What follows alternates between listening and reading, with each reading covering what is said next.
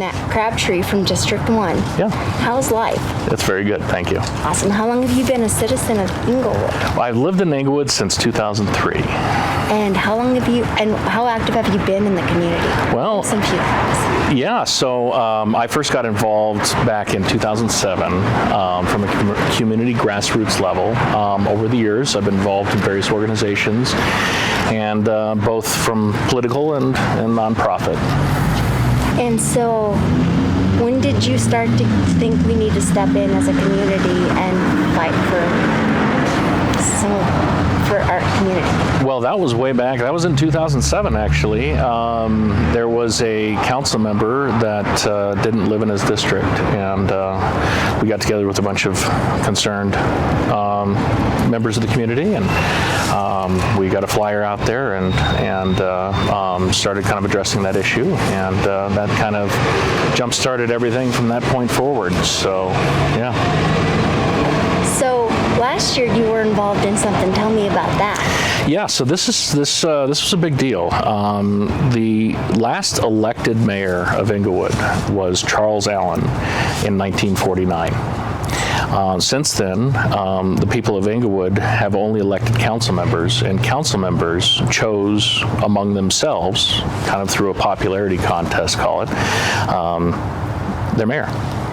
And last year, we got together with a group of concerned members of the community that we believe that we should have the right to choose our mayor and directly elect our mayor, similar to what Littleton had done just a couple years prior. We got on the ballot a question that would give the people of Englewood, basically restore their right to directly elect the mayor. And this year will be historic. This will be the first time in 76 years that the people of Englewood will have the right to directly elect and choose their mayor.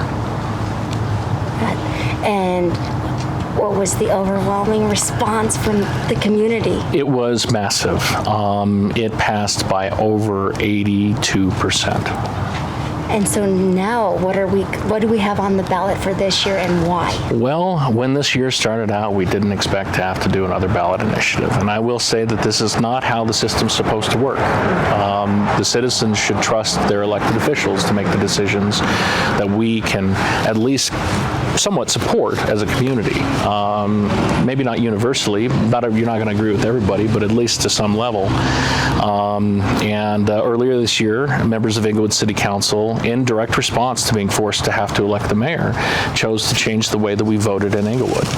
They spent 6 months of council time discussing this, and it wasn't a method of voting that they were talking about that was should I say normal. It was, if the argument of ranked choice voting was about, that would have been different, because that's more normal deviation from the current voting system for people to discuss. This was something completely different. This was a runoff election system that would require 2 elections for every municipal race.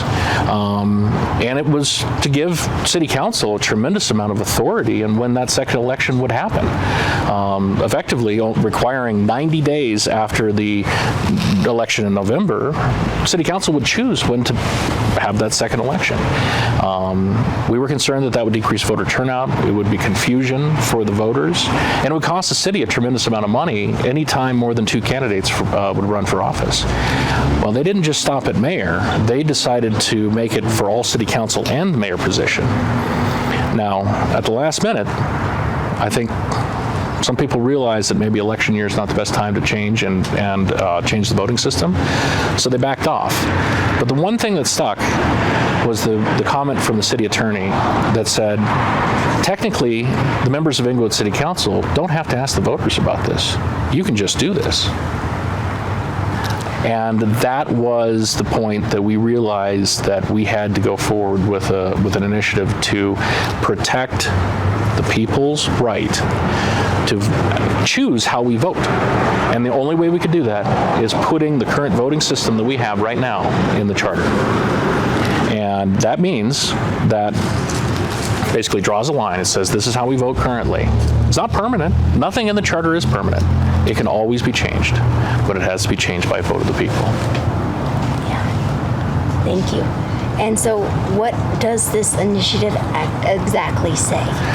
The initiative says What is the number? Let me start with the sure. number so we can make this short. It is ballot initiative 2A. It's Englewood specific, and it will effectively it will protect voter rights, protecting our right to vote on how we want to vote.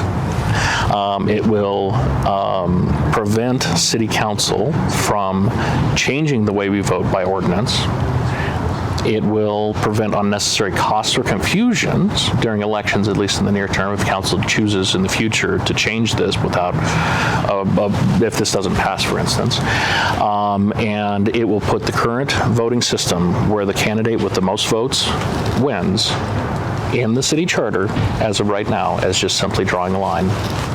It could be changed in the future if need be, but as of right now, it draws the line, puts the current voting system that we are used to in this community in the city charter. I thank you for making it very transparent because we do not need to pay money after money to elect one position. So thank you so much right. for all you do for our city. All right, well, thank you. Thank you for being an active member in our community. Thank Well, you. very good. Thank you so much. Thank you. Thank you for your time. Yes.